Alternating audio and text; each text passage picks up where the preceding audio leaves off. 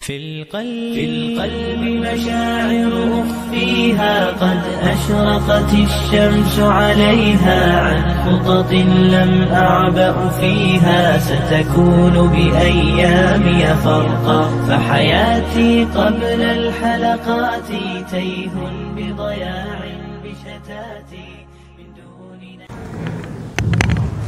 السلام عليكم ورحمة الله وبركاته.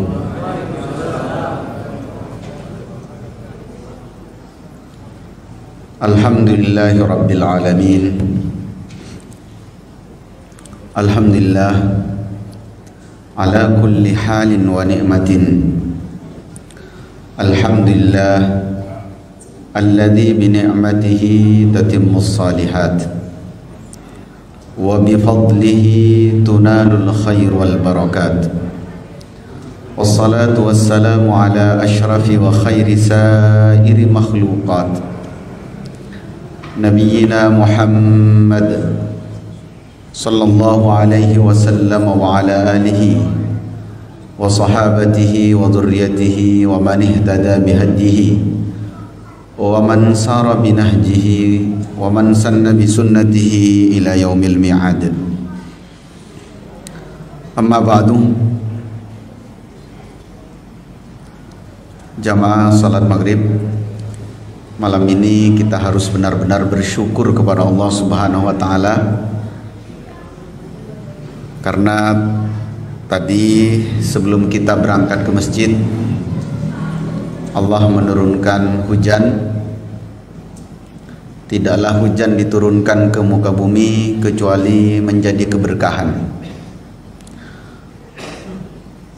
Wa anzalna minas samaa'i ma'an mubarakah.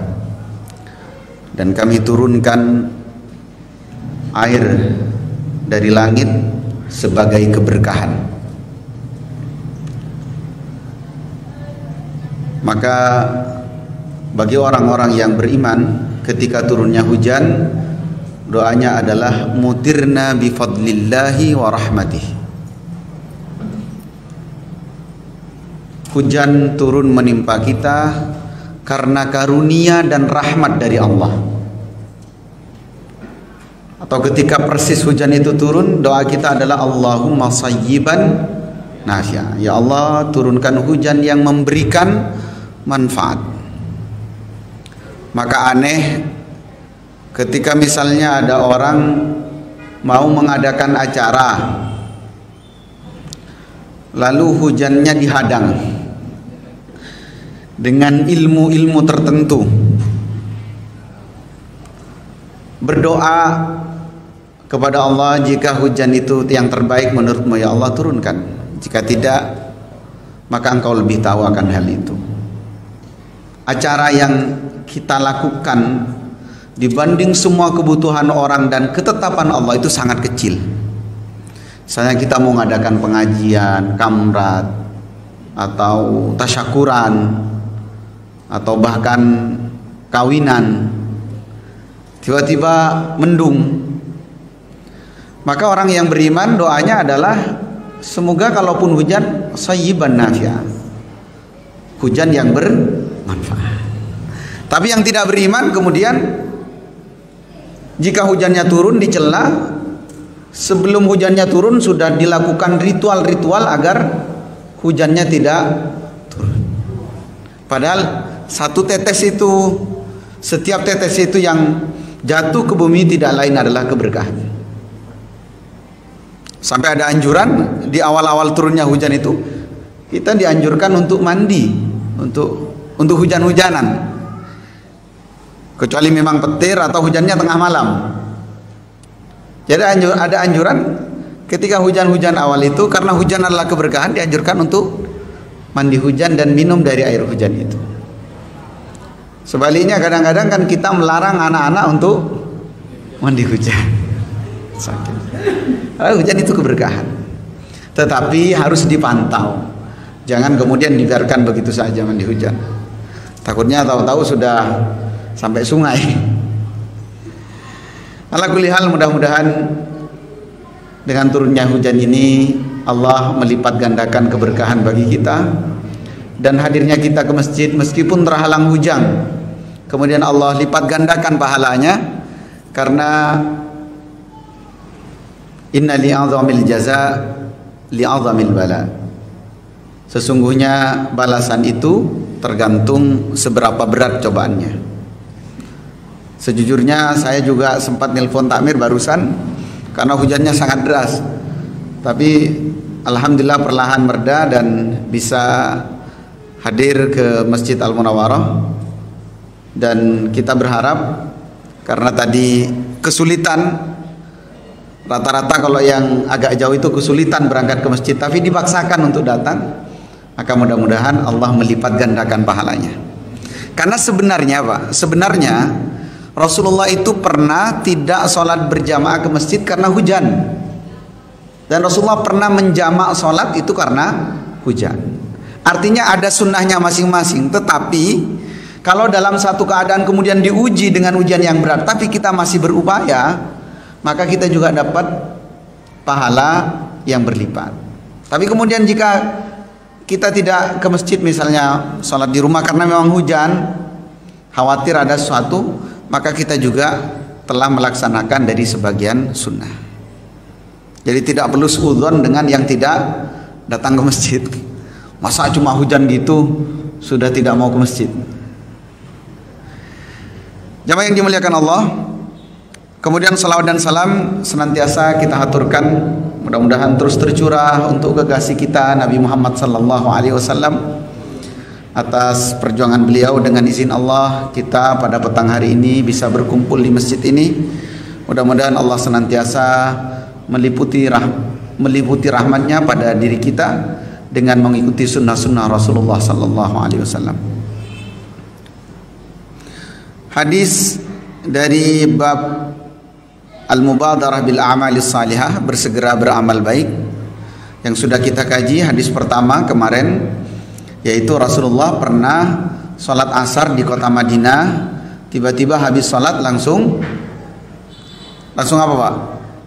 Langsung balik ke rumah beliau. Apa yang beliau lakukan? Beliau mengambil tibr. Tibr itu potongan-potongan emas atau perak. Diambilnya oleh Rasulullah, kemudian dibagikan para sahabat.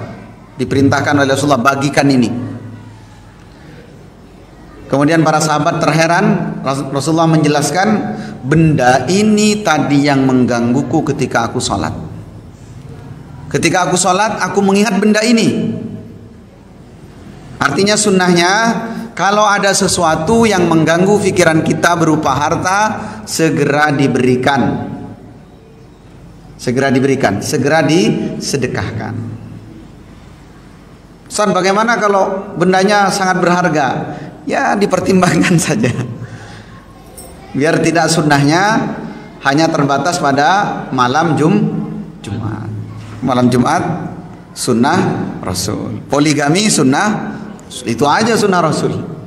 Giliran yang begini, misalnya bapak-bapak yang punya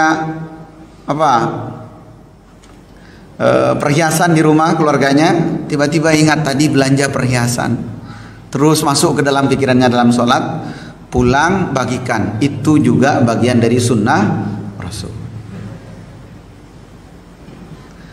Kemudian hadis yang kedua yang kita bahas kemarin, yaitu Rasulullah sallallahu alaihi wasallam pernah ditanya oleh salah seorang sahabat waktu itu perang Uhud. Ya Rasulullah, in kutiltu fi sabilillah fa aina ana, ya wahai Rasul, kalau saya gugur, saya nanti di mana ya Rasulullah?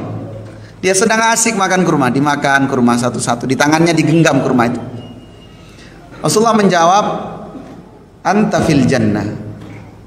Kalau kamu berjuang perang, kamu mati, gugur, kamu langsung masuk surga. Maka kurma yang ada di tangannya dilemparkan, dia bergegas ke medan perang dan gugur sebagai syahid. Apa pelajaran yang kita ambil? Kita sudah jelaskan kemarin bahwa para sahabat kalau bertanya, antara jawaban dengan prakteknya tidak berjarak. Kita kalau bertanya, Ustadz gimana caranya biar sholat tahajud bisa khusyuk?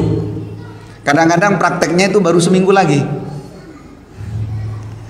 Atau kadang-kadang masih cari pertimbangan mana pendapat yang lebih ringan. nyari ustadz yang lain. Wah, ini agak berat ustadz ini. Ini kok ustadz memberatkan nih, cari yang lain dulu. Tapi kalau sahabat begitu tanya, dijawab langsung. Jadi antara jawaban Rasulullah dengan prakteknya tidak berjarak. Itu bagian dari tingginya keimanan para sahabat. Kau bertanya. Kemudian yang juga bisa kita ambil dari hadis pendek itu adalah yang ada dalam bayangan sahabat rata-rata itu hanya surga. Pokoknya surga. Sehingga ada seorang sahabat ditanya, apa yang ingin kamu minta dariku? Kata sahabat ini, as'aluka marafaqaka fil jannah ya Rasulullah. Saya hanya ingin bisa menemanimu di surga wahai Rasulullah. Jadi yang terbayang adalah bagaimana nanti bisa hidup dengan Rasulullah. Lalu kemudian Rasulullah tanya lagi, awa ghaira dzalik. Ayo, ada lagi yang kamu minta enggak? Saya minta ini kepada Allah. Saya doa kepada Allah. Ayo, kamu minta apa lagi? La ya Rasulullah. Tidak ya Rasulullah, saya cuma minta itu. Jadi doanya para sahabat rata-rata isinya adalah surga. Yang terbayang dalam pikirannya adalah surga. Yang diminta adalah surga. Saya ingat ketika ada seorang ustadz, beliau punya anak 7 orang. Anaknya yang satu nyeleneh, yang lain rata-rata hafal Quran, yang satu ini nyeleneh, terlibat dalam pergaulan agak nakal. Kemudian ustadz ini bilang, kamu silahkan nakal, yang penting satu, kamu harus masuk surga. Jadi silakan, yang penting harus masuk surga. Sehingga anak ini langsung seketika itu berubah dan lebih unggul daripada saudara-saudara yang lainnya. Tapi kadang-kadang kita ini kurang membisikkan surga kepada keluarga kita, kepada anak kita, kepada sahabat kita. Makanya rata-rata kalau ibu-ibu zaman saya masih kecil itu bilang kalau main ke bibi, ibu biasanya doanya apa? Manter rezekena gempang. Jadi yang didoakan adalah mudah-mudahan rezekinya gampang. Manter teka hajat. Teka hajat itu yang terbayang adalah persoalan-persoalan yang sifatnya keduniaan. Jadi coba mulai sekarang terapkan bagaimana di dalam pikiran itu tentang surga. Kemudian hadis yang juga kita bahas kemarin itu tentang seorang sahabat datang kepada Nabi. Beliau bertanya, ya Rasulullah, ayyus sadaqati a'zamu ajran? Wahai Rasulullah, sedekah yang seperti apa yang banyak pahalanya ya Rasulullah? Sedekah yang seperti apa? Jadi sahabat ini ingin sedekahnya yang paling berkualitas, ingin pahalanya yang paling tinggi, sebagaimana kebiasaan sahabat-sahabat yang lain sebagaimana jelaskan. Maka Rasulullah menjelaskan kepada sahabat ini, anta saddaqa wa anta sahihun syahihun. Kamu bersedekah ketika dalam 2 keadaan. Kamu dalam keadaan sehat dan kamu dalam keadaan pelit atau eman-emannya terhadap barang itu. Jadi lagi sayang-sayangnya dengan benda itu kamu sedekahkan. Kenapa? Karena kalau orang sudah sakit biasanya sedekahnya itu banyak permintaan. Dia sedekah biar sembuh. Atau kalau sudah sakitnya parah, hatta idza balagatil khulqum, sampai nafasnya sampai tenggorokan, sudah sakaratul maut, maka sedekahnya tidak berguna. Atau sebagian sedekahnya ini ketika apa? Ketika dirinya sudah tidak eman, tidak sayang terhadap benda itu. Pakaian sudah sobek-sobek baru disedekahkan. Nah, yang seperti ini tidak masuk sedekah yang dikategorikan sebagai sedekah yang afdol menurut Rasulullah. Jadi sedekah yang afdol itu adalah kita sedang sayang-sayangnya terhadap benda itu. Baik jamaah yang dimuliakan Allah, hadis yang mau kita bahas pada malam hari ini lanjutan dari bab bersegera beramal. Al-Khamis, hadis kelima dari bab al-mubadarah fil amali salihah. Ini riwayat dari Anas radhiyallahu taala anhu, hadis ke-91 dari total hadis Riyadhus Shalihin. Anna Rasulullah sallallahu alaihi wasallam akhadha saifan. Suatu ketika Rasulullah mengambil pedang, diambilnya pedang. Yauma Uhudin, pada perang Uhud. Faqala, kemudian Rasulullah bersabda, "May ya'khudhu minni hadha?" Siapa yang mau ambil pedang ini dariku? Siapa di antara kalian yang kira-kira suka dengan pedang ini? Fabasatu aydiyahum, lalu mereka semua menegadahkan tangannya. Para sahabat semua rata-rata kemudian membentangkan tangannya. Kullu insanin minhum yaqul, setiap orang yang ada di tempat itu semuanya berkata, ana ya Rasulullah, saya ya Rasulullah, saya ingin pedang itu ya Rasulullah. Saya ingin pedang itu ya Rasulullah. Faqala, kemudian Nabi bersabda, faman ya'khudhuhu bihaqqi. Siapa yang mau ambil pedang ini tapi tunaikan haknya. Ayo saya berikan pedang ini tapi tunaikan haknya. Laksanakan hak pedang ini. Fa ahjamal qaum, lalu semuanya terdiam. Yang asalnya minta-minta kepada Nabi ingin pedang itu, tiba-tiba terdiam semuanya, tidak melanjutkan permintaannya. Faqala Abu Dujana, kemudian ada seorang sahabat bernama Abu Dujana. Dia berkata kepada Rasulullah, ana akhidhuhu bihaqqihi ya Rasulullah. Saya akan ambil pedang itu ya Rasulullah, dan saya akan tunaikan haknya. Fa akhadahu, kemudian dia mengambil pedang itu. Diambilnya pedang itu sebagaimana yang telah dia janjikan. Kemudian apa yang dia lakukan? Dia kemudian memenggal kepala orang-orang kafir Quraisy. Dia memenggal kepala orang-orang musyrikin. Fafalaqa bihi hamal musyrikin. Jadi pedang ini sebagaimana dia minta kepada Rasulullah, dia tunaikan haknya. Dia berikan hak pedang itu. Tujuan pedang itu apa? Pedang itu untuk memenggal kepala orang-orang musyrik. Apa faedah yang bisa kita ambil dari hadis ini? Yang pertama, hadis ini bercerita tentang kejadian Uhud. Sebagaimana kita tahu bahwa perang Uhud ini terjadi karena orang-orang musyrik ingin balas dendam terhadap kekalahan mereka ketika perang Badar. Waktu itu Rasulullah sallallahu alaihi wasallam dan para sahabat dengan barisan yang rapi sudah hampir memenangkan peperangan dengan orang-orang musyrik. Rasulullah kemudian memerintahkan para sahabat yang ahli di dalam memanah untuk menguasai bukit Uhud. Dan Rasulullah mengatakan, jangan kalian turun, apapun yang terjadi jangan kalian turun. Ketika mereka memanah dari atas, tiba-tiba ada seruan dari bawah bahwa umat Islam telah menang. Lalu kemudian sebagian di antara mereka tergiur dengan ghanimah, dengan harta rampasan perang.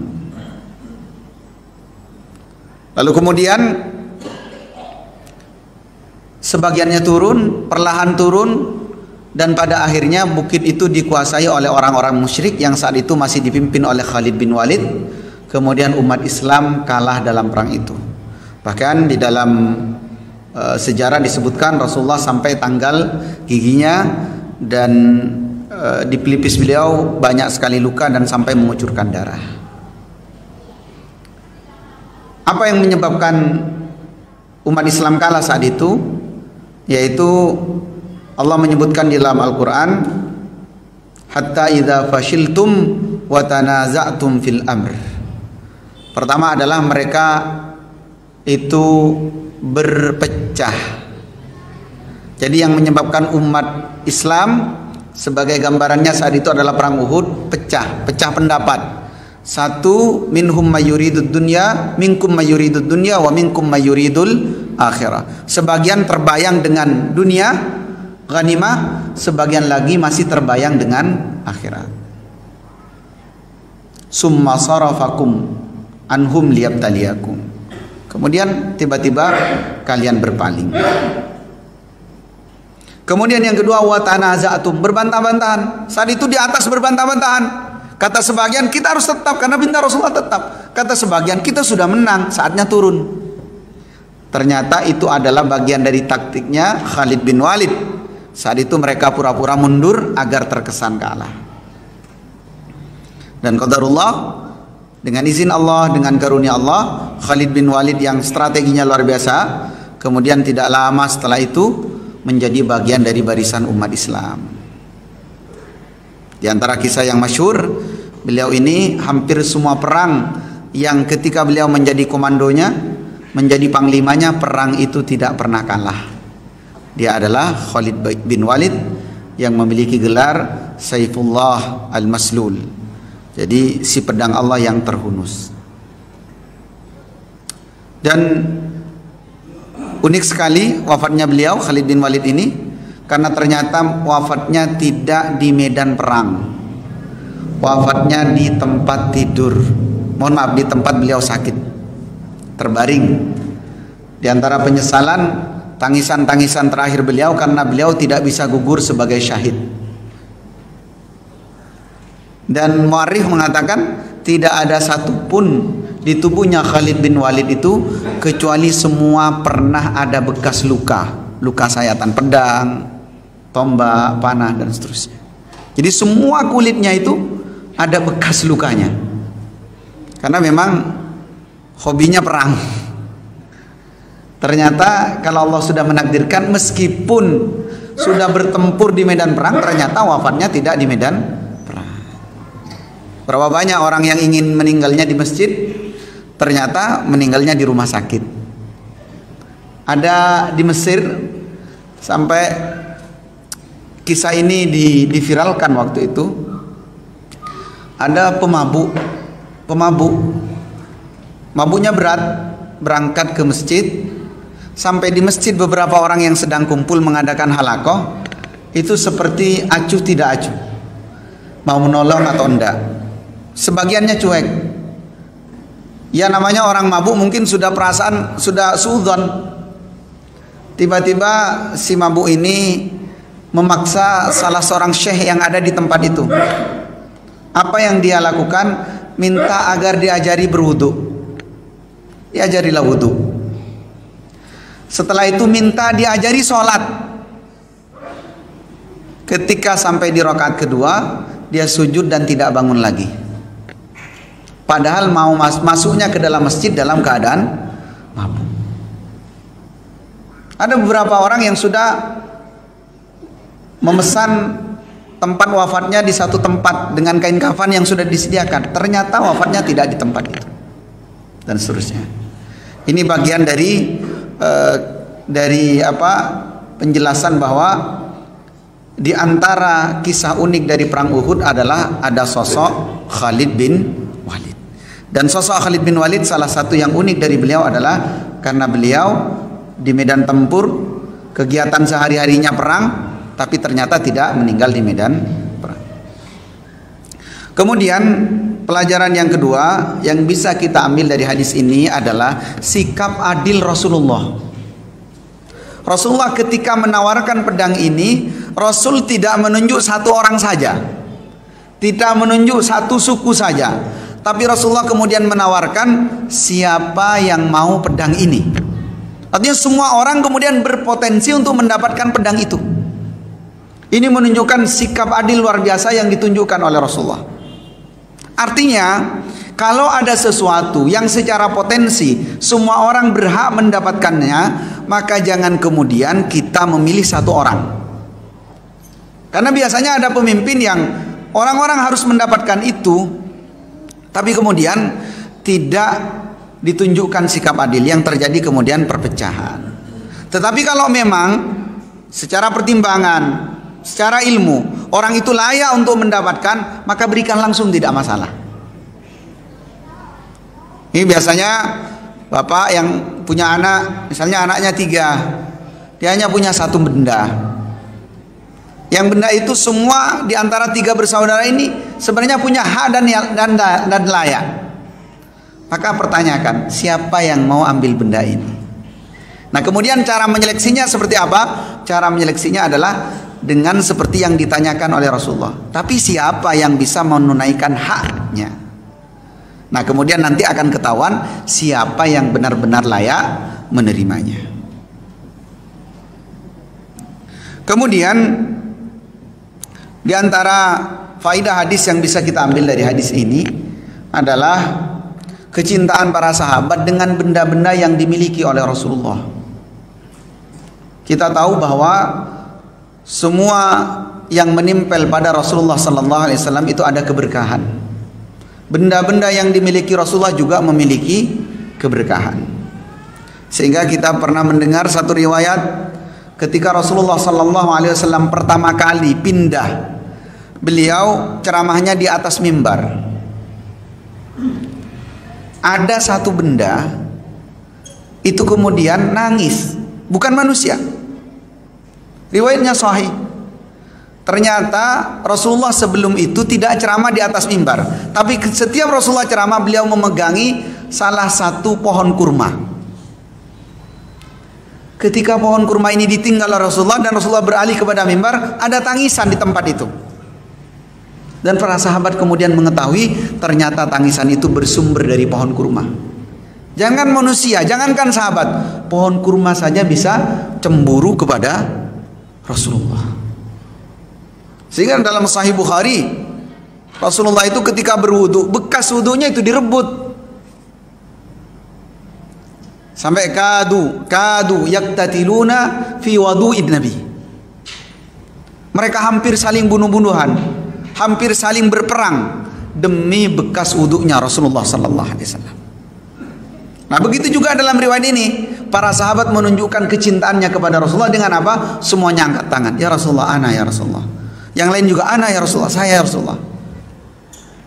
Tapi kemudian pelajaran yang seterusnya yang kita bisa ambil adalah seleksi alam secara sunnatullah menentukan siapa yang layak mendapatkan sesuatu, dia yang memang memiliki kelebihan.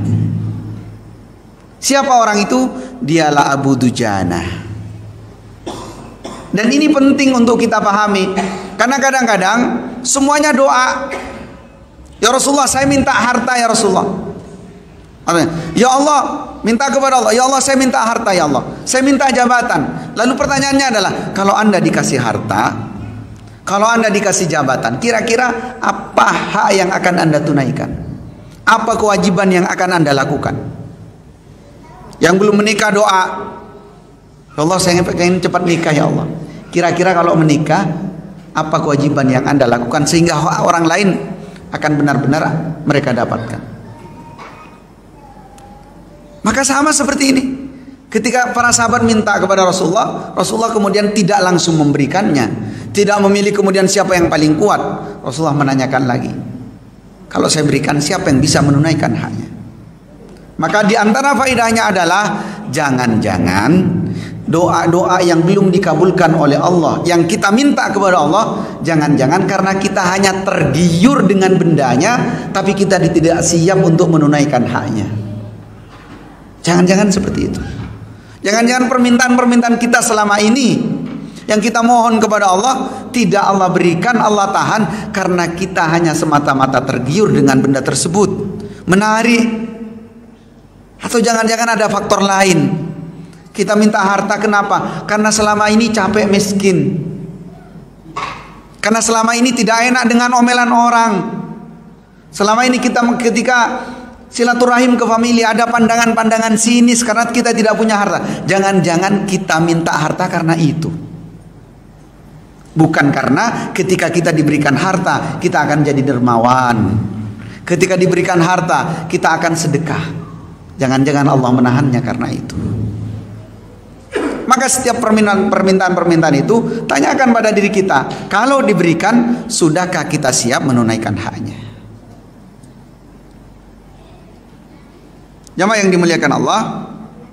Kemudian pelajaran terakhir dari hadis ini yang bisa kita ambil adalah sama dengan pelajaran sebelumnya, adalah al-musara'ah fil khair. Jadi mereka berlomba-lomba dalam kebaikan, termasuk Abu Dujana ini. Begitu dia berjanji pada Rasulullah, ya Rasulullah, saya ambil pedang itu dan saya akan tunaikan hak.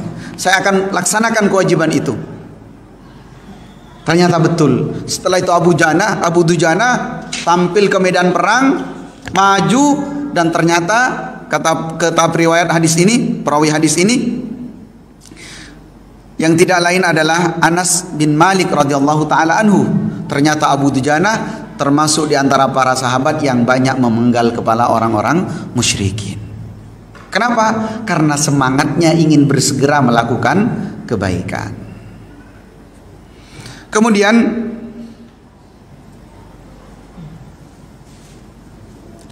hadis berikutnya, hadis ke-92 dari total hadis Riyadhus Shalihin, dan hadis ke-6 dari hadis Al-Mubadarah bil A'malis Salihah.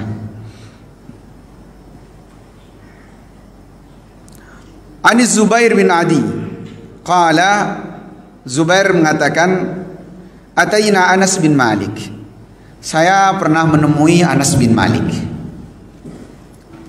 radhiyallahu anhu, semoga Allah meridai beliau. Fasyakauna ilaihi ma nalqa minal Hajjaj bin Yusuf As-Saqafi. Lalu kami mengadukan apa yang terjadi pada kami. Ini peristiwanya terjadi di masa dinasti Bani Umayyah. Jadi Ali bin Abi Thalib sudah wafat, Hasan bin Ali juga sudah wafat. Ada seorang panglima bernama Hajjaj bin Yusuf As-Saqafi. Para ulama sejarah mengatakan ini panglima dianggap sebagai pembunuh berdarah dingin, kejam luar biasa. Kalau di dinasti Abbasiyah itu yang terkenal sebagai pembunuh, sebagai panglima yang tega, yang kejam, itu ada Abu Muslim Al-Khurasani. Dia dari Khurasan. Tapi yang ini Hajjaj bin Yusuf As-Saqafi, ini dari Bani Thaqif. Sampai-sampai Asma ibunda dari Zubair bin Awam. Zubair bin Awam kan wafat, gugur di tangannya Hajjaj bin Yusuf. Asma mengatakan, sungguh benar apa yang dikatakan oleh Rasulullah, dari Bani Thaqif itu akan ada 2 orang yang berbahaya, orang yang menumpahkan darah. Satu adalah Mukhtar As-Saqafi, yang kemudian dikenal dulunya dia sebagai orang yang mengakui nabi, dirinya seorang nabi. Yang kedua adalah Hajjaj bin Yusuf As-Saqafi. Ini yang dikatakan oleh Asma binti Abi Bakar As-Siddiq. Hajjaj bin Yusuf ini kejam. Kemudian Zubair bin Adi yang hidup saat itu mengadukan kepada Anas bin Malik, wahai Anas, Hajjaj kok kejam sekali. Faqala, kemudian Anas memberikan nasihat, isbiru, sabarlah kalian, ayo sabar. Fa innahu la ya'ti 'alaikum zamanun illa walladhi ba'dahu syarrum minhu. Karena sesungguhnya tidak akan terjadi, tidak akan datang kepada kalian satu zaman kecuali zaman setelahnya akan lebih buruk daripada zamanmu. Hatta talqaw rabbakum, sampai kalian menjumpai Tuhan kalian. Sami'atuhu min nabiyikum, dan saya mendengar ini, saya mendengar langsung dari Rasulullah. Jadi Anas bin Malik ketika Zubair bin Adi ini datang kepada beliau, tidak kemudian mengiyakan, iya dia memang kejam, tapi yang dikatakan apa? Sabar, segera menjadi penyabar, karena sesungguhnya masa-masa setelahnya akan lebih sulit, akan lebih parah. Apa faedah hadis yang bisa kita ambil? Yang pertama adalah panjangnya usia Anas bin Malik. Anas bin Malik ini sampai hidup di dinasti Bani Umayyah, sedangkan beliau itu menyaksikan Rasulullah 10 tahun menjadi pembantu Rasulullah, menyaksikan semua khulafaur rasyidun yang 4. Kenapa kok Anas panjang umur? Ternyata rahasianya karena Anas didoakan oleh Rasulullah sallallahu alaihi wasallam. Jadi faedahnya adalah beliau hidup di dinasti Abbasi, dinasti Umayyah. Yang kedua adalah dari hadis ini kita belajar tentang nasihat orang yang bijak.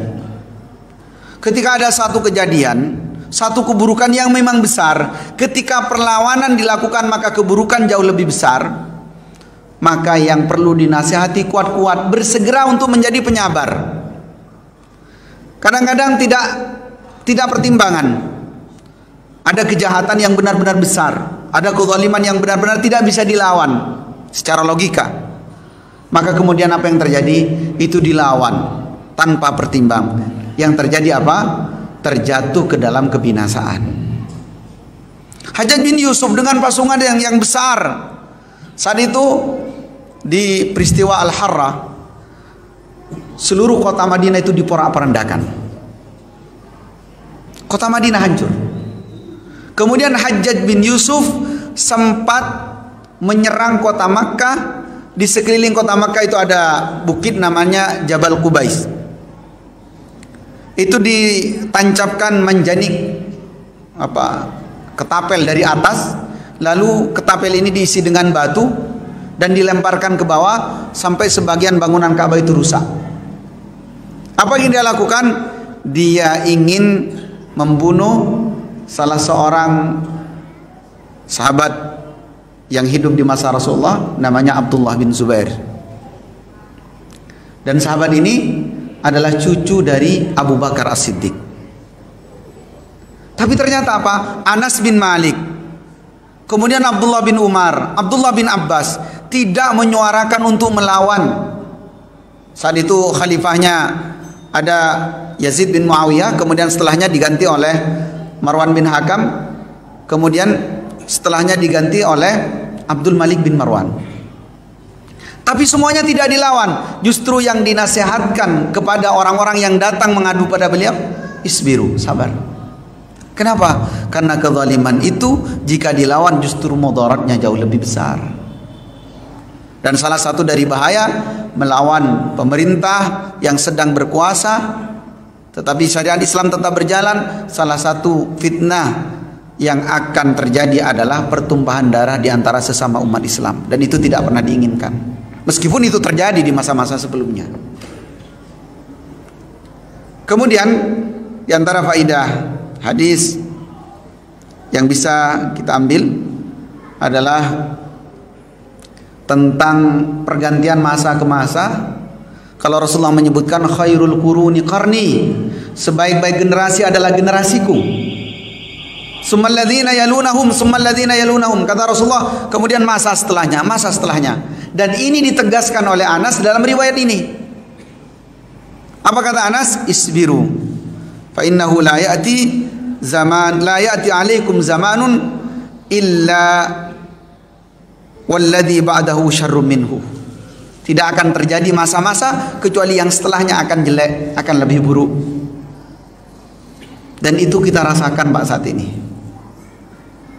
Kalau bapak-bapak mungkin menyaksikan bagaimana kejahatan-kejahatan, kezaliman-kezaliman, keburukan, kemaksiatan yang terjadi saat ini, itu jauh lebih buruk, jauh lebih dahsyat daripada di masa bapak-bapak sekalian di masa itu. Meskipun saat itu sudah memandang itu sangat buruk, ternyata ada yang lebih buruk sekarang. Jarang kita menemukan sejarah sebelumnya ibu dipenjarakan anaknya, bapak dimutilasi anaknya. Di masa sekarang kejadian.